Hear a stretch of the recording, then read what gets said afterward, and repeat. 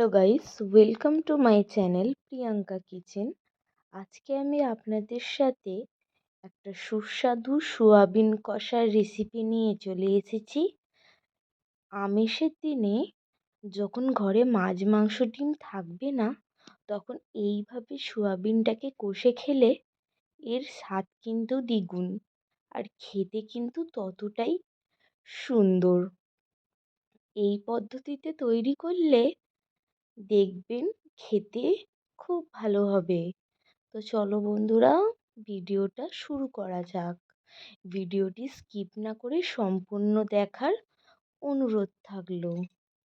এই রেসিপিটি করার জন্য আমি এখানে 4-5টা নর্মাল সাইজের আলুকে ভালো করে কেটে নুন হলুদ দিয়ে রিফাইন্ড অয়েলে ভালো করে ভেজে নেব। লাল লাল করে আলুগুলোকে ভেজে আমি তুলে নিলাম।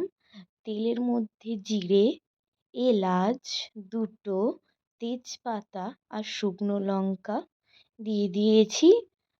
যেই ফোড়নগুলো গরম হয়ে এসেছে, তারপরে আমি দুটো মিডিয়াম সাইজের পেঁয়াজ ব্যবহার করেছি। পেঁয়াজগুলোকে আমি লম্বা লম্বা করে কেটে নিয়েছি।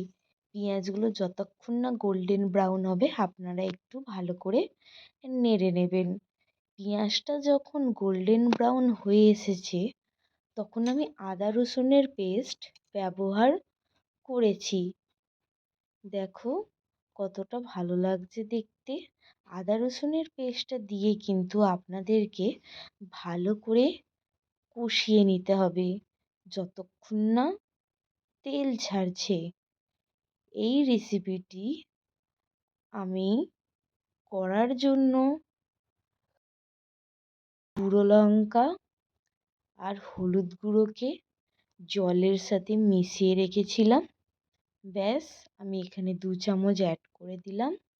জল দিয়ে গুলে রাখলে গুঁড়ো মশলাগুলো কিন্তু স্বাদ দ্বিগুণ হয়ে যায়, কষানোর সময় খুব ভালো লাগে।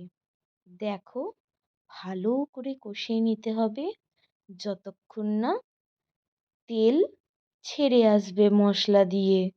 যখন তোমাদের এই রকম তেল ছেড়ে আসবে সাইড দিয়ে, তখন জানবেন যে আপনাদের মশলা কিন্তু রেডি। আর কতটা গ্রেভি হয়েছে দেখো।